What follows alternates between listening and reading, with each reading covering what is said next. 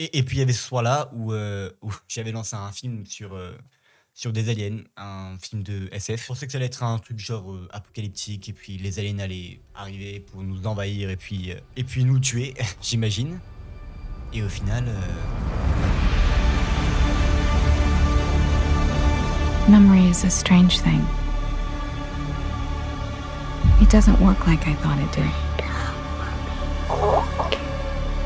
But now I'm not so sure I believe in beginnings and endings.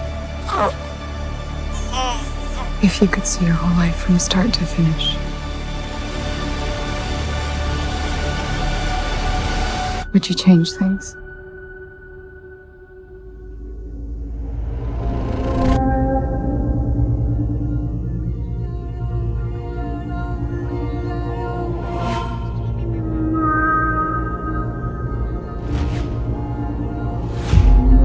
je vous présente le jour où les aliens sont devenus plus humains que les hommes eux-mêmes.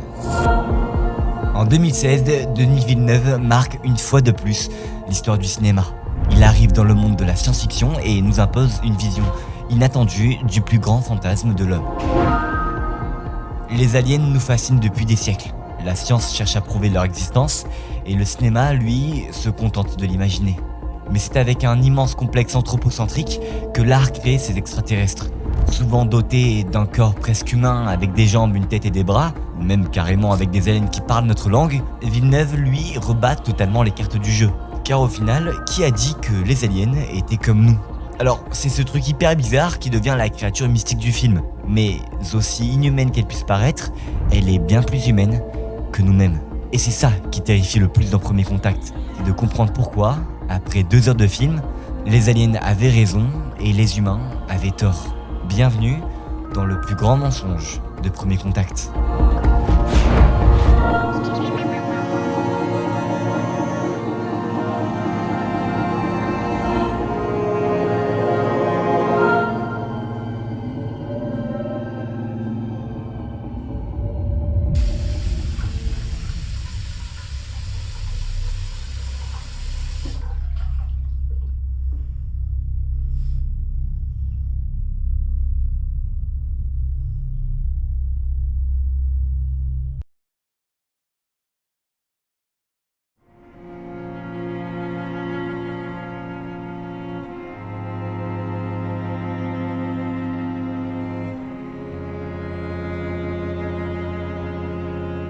Je vous présente Louise, vivement incarnée par Amy Adams. Louise est une linguistique enseignante dans une sorte d'université, et Denis Villeneuve la met en scène de manière très particulière. On nous la montre très distante, très fermée, voire presque submergée d'une peine inexprimable. La caméra la filme toujours de loin, comme si on était loin de s'imaginer ce qu'elle ressent. On croit connaître son passé, une tragédie sans nom, où une mère voit partir sa fille.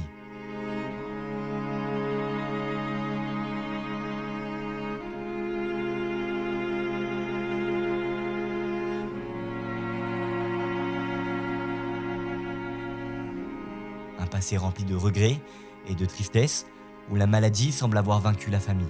Là où la caméra était très proche de Louise pendant l'intro, elle prend ses distances juste après, comme pour nous montrer une bascule, un changement de comportement et d'état d'esprit. Quand Louise est heureuse, la caméra se jette sur elle. Quand Louise est triste, la caméra la fuit. Elle est tragiquement solitaire. Elle se retrouve seule dans ses salles de classe immenses, seule dans son lit, seule chez elle. La seule information que l'on a sur le personnage, elle est à moitié évoquée au téléphone avec sa mère. Me? Yeah, you know me. I'm about the same. Elle ne semble pas aller bien, comme bloquée par un mur invisible qui l'empêche de voir plus loin. Elle semble avoir accepté sa situation, la situation d'une femme qui refuse de vivre, d'une femme qui semble avoir tout perdu et qui refuse de tout regagner. Elle semble avoir accepté de ne plus vivre sa vie par peur de souffrir. Elle est une coquille vide dont on n'arrive même plus à percevoir un sourire.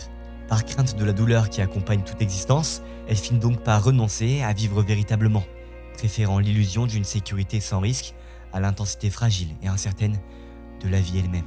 Elle vit dans une sorte de peur qui est amplement symbolisée par l'arrivée des aliens. Et si pour changer un peu, on parlait pas du film, mais on parlait plutôt de nous. Et si on parlait de tous ces moments où a souffert, où les larmes ont coulé, une impression d'aller mal.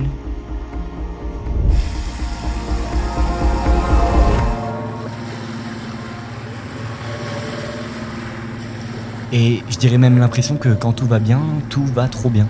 Que quand tout va bien, on s'apprête déjà à aller pas bien. Alors, est-ce qu'au final, on n'a pas tous une Louise en nous ?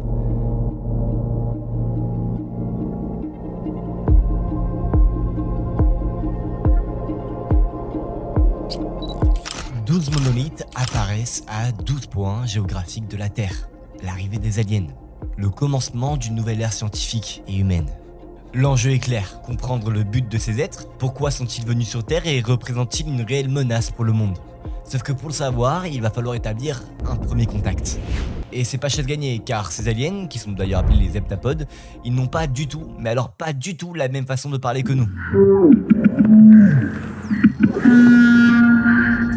Leur langage est totalement différent, et leur écriture aussi. Ils écrivent avec des sortes de cercles d'encre, parfois fermés, parfois pas, parfois épais et parfois un peu moins. Le rôle de Louise, qui est d'ailleurs accompagné par un scientifique qui s'appelle Yann, ça va être de décoder leur langage, pour comprendre leur intention. Sauf que là où il est déjà compliqué de traduire des langues humaines, traduire la langue d'une espèce alien, c'est quasiment impossible. Alors pour cela, on va passer par l'écriture. On passera par l'écriture, on passa par l'écriture. Sauf que la tâche se révèle encore plus complexe que prévu, car les heptapodes parlent de manière cyclique. Là où nous nous contentons d'une vision linéaire des choses, c'est-à-dire qu'on écrit de façon linéaire, on écrira de façon linéaire et on écrivit de façon linéaire, les heptapodes, eux, voient les choses de manière totalement différente. Le processus est donc long et les militaires, eux, ne semblent pas complètement saisir l'enjeu. Selon eux, il est totalement ridicule d'apprendre à un alien à dire manger, dormir, boire, bref, du vocabulaire de bébé quoi. Eux, ils ont besoin d'une réponse claire et nette à la question suivante. Sont-ils des dangers pour l'humanité ? Ils constituent en quelque sorte la vision de notre imaginaire collectif, influencé par une culture qui a toujours diabolisé les aliens. Ils sont souvent là pour détruire la planète, ou bien nous faire du mal, bref, ça se termine rarement bien. Cependant, ces mêmes militaires sont littéralement à côté de la plaque, car là où nous voyons tous ces heptapodes comme une menace, la réalité, c'est qu'ils sont une réelle bénédiction pour l'homme. Ils constituent la clé à une porte fermée depuis longtemps, la réponse à une question existentielle. Car ce film qui est pourtant pure fiction et qui met en scène des créatures inimaginables, il y met en exergue un paradoxe pourtant bien réel, inscrit dans chacune de nos consciences. Le problème avec le langage, c'est qu'il régit notre manière de penser. C'est lui qui structure notre monde, c'est lui qui l'organise et c'est lui qui nous aide à l'appréhender du mieux possible. Si je vous montre ça, il est presque sûr que vous allez tous me dire qu'il s'agit d'un arbre, car on l'a intellectualisé, on l'a conscientisé et on l'a nommé. Par contre, si je vous montre ça, là vous avez peur. Vous avez peur car vous êtes face à quelque chose que vous ne connaissez pas. Vous êtes face à l'inconnu, dû au fait que vous ne pouvez pas nommer la chose. C'est également pour cela que les cultures sont si différentes entre tous les humains, alors que pourtant nous habitons tous sur la même planète. C'est car le langage influence directement notre manière de penser. Aujourd'hui, si je vous prononce le mot maman, comprenez spontanément que j'évoque bien plus qu'une simple figure maternelle. J'invoque la source première, l'archétype même de la maternité. Cette puissance originelle qui engendre la vie et la fait advenir au monde. Cependant en chinois, le mot maman, qui se traduit par mama, il est composé de 2 fois le même caractère, avec ce que l'on appelle 2 clés différentes. La première partie qui évoque la femme et la deuxième partie qui symbolise le cheval. Selon la tradition chinoise, le cheval est considéré comme un animal de grande valeur et d'une grande puissance, souvent associé aux guerriers et aux héros. La femme, quant à elle, était traditionnellement considérée comme la gardienne du foyer et de la famille, jouant donc un rôle clé dans l'éducation et l'épanouissement des enfants. La combinaison des 2 radicaux dans le caractère symbolise donc la puissance et la force de la femme dans son rôle de gardienne de foyer. Vous voyez donc directement que d'une langue à l'autre, l'interprétation et le poids du mot changent. Et c'est ça qui va condamner l'humanité du film.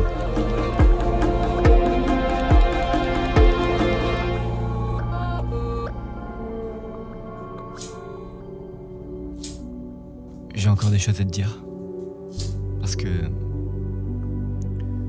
Parce que cette nuit-là, on l'a tous vécu. Quand ton esprit rumine, à tel point que l'heure passe et le sommeil vient pas.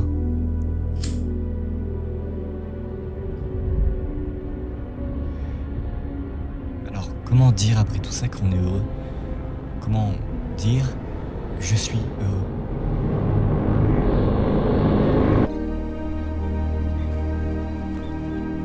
Peut-être en fait que le bonheur n'existe pas et qu'il faut juste apprendre à l'accepter. Alors pourquoi on a inventé ce mot ? C'est bizarre. Comment on arrive à dire je suis heureux ? Est-ce qu'être humain, c'est pas finalement être triste ? croire au bonheur quand on est triste, c'est un peu chercher la flamme lumineuse perdue dans la pénombre. C'est littéralement impossible. Alors, est-ce que la quête du bonheur est forcément un échec ? Est-ce que le bonheur existe vraiment ?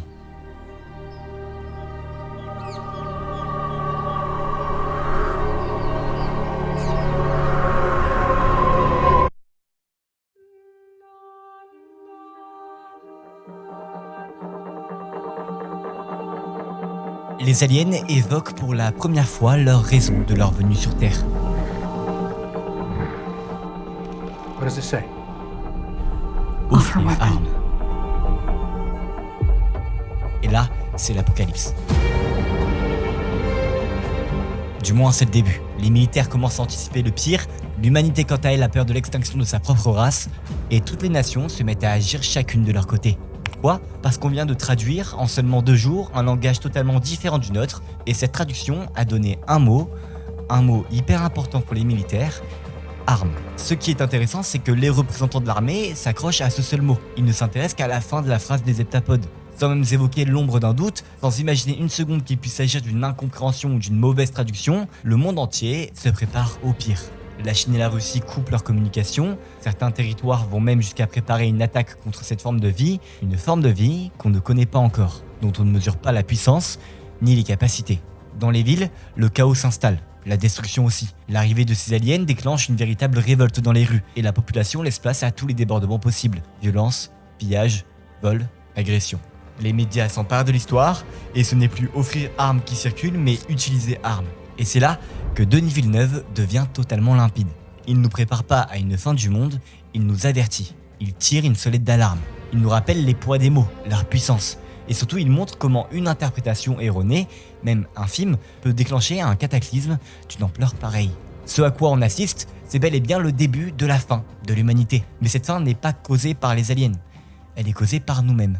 Elle est causée par un danger que nous avons nous-mêmes inventé. Nous sommes notre plus grand danger. Tout ça parce que notre langue a traduit l'intention des heptapodes par un simple mot, arme.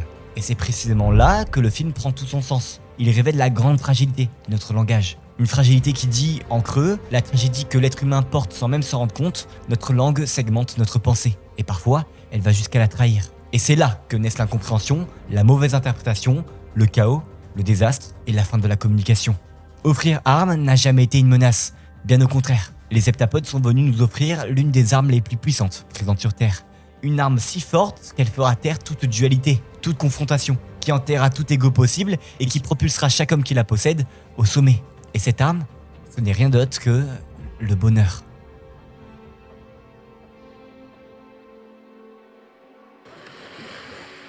Alors comme ça, les aliens nous apportent le bonheur. Ouais, rien que ça. Apparemment, les aliens viendront nous sauver de nos nuits interminables, du goût du sel et de toutes nos pensées sombres. Comment des aliens peuvent nous sauver ? Ah, j'ai compris.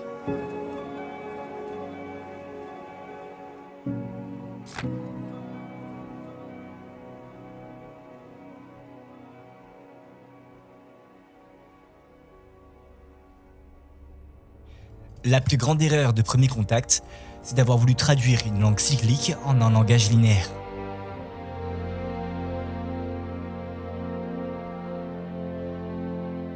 Comme je vous l'ai dit, notre langue régit notre vision du monde, il le structure. Alors, quand je vous dis on passera par l'écriture, vous comprenez qu'on le fera dans un futur proche. Par contre, si je vous dis on écrivit de façon linéaire, là vous intellectualisez le fait que l'on a écrit de façon linéaire, que l'on a écrit dans le passé. Car dans la phrase, il y a une partie qui vous indique cela. C'est ce qu'on appelle plus communément la conjugaison. Je vous apprends rien. J'ai conjugué au futur puis au passé. Mais ça, je l'ai fait que sur le verbe. C'est-à-dire que si je reprends la même phrase mais en enlevant l'accord au temps, vous seriez dans l'incapacité de placer l'action dans une ligne temporelle. Car l'homme a pris l'habitude depuis des millénaires à organiser sa pensée en partie, à décomposer son idée pour en faire une phrase, à séquencer même une élucubration pour pouvoir l'exprimer. Ce que font les heptapodes, eux, c'est utiliser une forme cyclique et unitaire.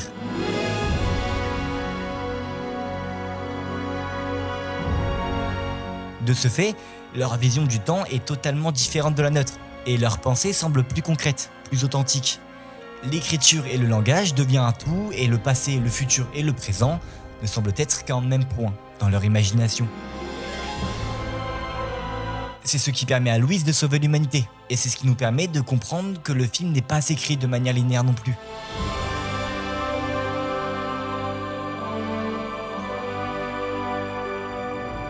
Les flashbacks du début n'étaient pas des flashbacks, mais bien l'avenir de la protagoniste. L'avenir au sens du langage humain. Les heptapodes ne sont pas venus pour coloniser la Terre ou pour la détruire, ils sont venus pour nous apprendre à penser. Ils sont venus pour nous avertir que notre langage nous tourne de l'existence même. En organisant le monde extérieur et le monde intérieur par des mots abstraits, par des virgules et par des points, nous avons également pris l'habitude de raisonner, de penser de la même manière, c'est-à-dire de voir le monde comme des parties. C'est d'ailleurs pour cela que les militaires se sont seulement intéressés au mot arme et non au mot offrir. La langue des heptapodes ne se traduit pas par une phrase, mais par un sens. Il n'y a pas de mots, seulement une idée. Et c'est là que Louise comprend. C'est là qu'elle comprend le sens de son existence. Et c'est là où Denis Villeneuve vous invite à faire de même. Apprendre à être humain. Et de cette façon, vous pourrez enfin dire « Je suis heureux ».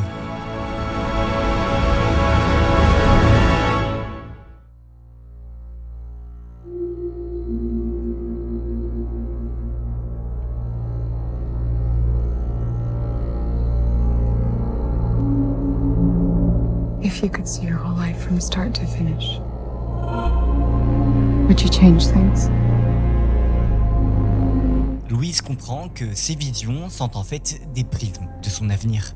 Elle voit sa fille naître, grandir, rire, avoir ses crises d'adolescence et finir par tragiquement mourir, comme arrachée par la maladie.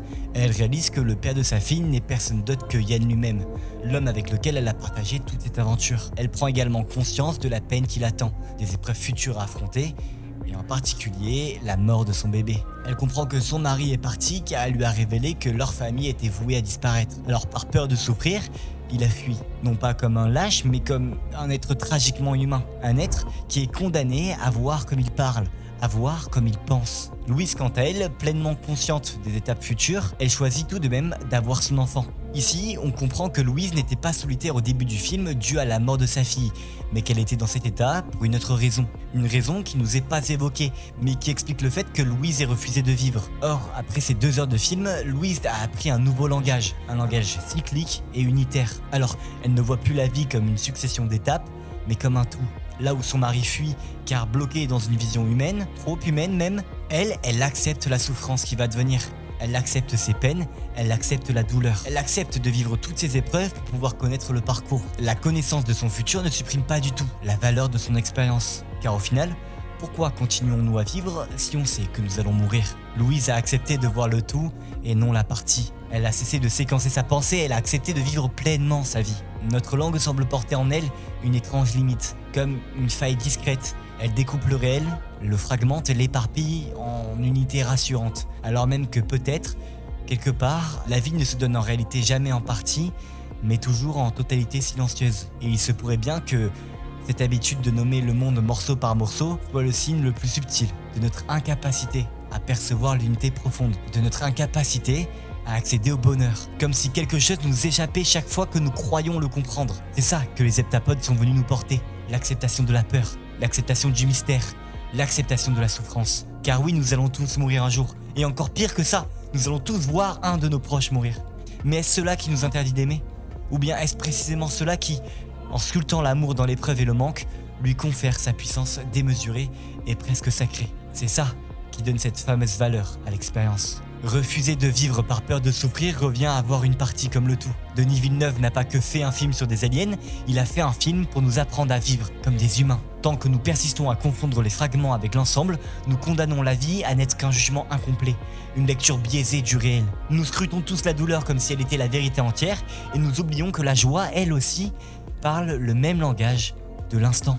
Mais vivre vraiment exige un autre regard, celui qui accepte de ne pas découper l'existence, de ne pas trier le temps entre ce qui mérite d'être vécu et ce qui devrait être évité, entre le passé redouté et le futur angoissé. Car la vie n'est pas un verdict à rendre, mais une totalité à embrasser. Et dans cette totalité, les larmes et les éclats de rire ne s'opposent pas, au contraire, ils se répondent. Chacun d'entre eux nous permet de ressentir la valeur de l'autre.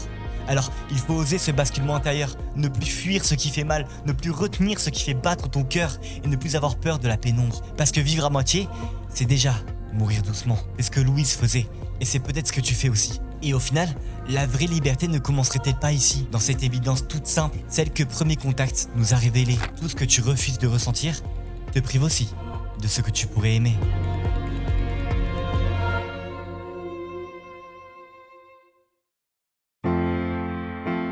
C'est peut-être pour ça que t'as jamais rien compris. C'est peut-être parce qu'il n'y avait jamais rien à comprendre. On s'est obstiné à chercher un sens dans la partie, alors qu'il fallait considérer le tout. Les aliens avaient raison, la vie ne se lit pas mot à mot, elle se comprend comme un poème entier, où chaque dissonance a sa raison d'être. Parce qu'au final, pour connaître le bonheur, il fallait peut-être d'abord apprendre à connaître le malheur.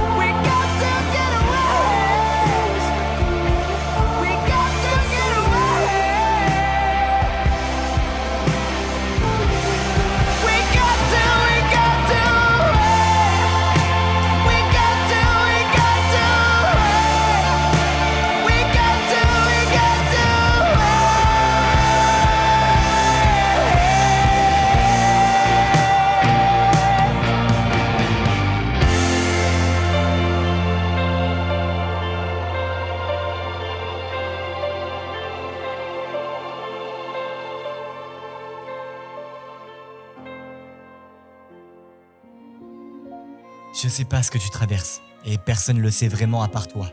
Par contre, je peux te promettre que tout prendra bientôt un sens. Et qu'un jour peut-être lointain certes, tu verras ta vie tout entière. Et soudainement, tu réaliseras que t'as été heureux, sans même vraiment t'en rendre compte.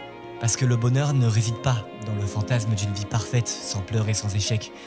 C'est en fait tout le contraire. Tu iras mieux, crois-moi. Comment je le sais ? C'est des aliens qui me l'ont dit.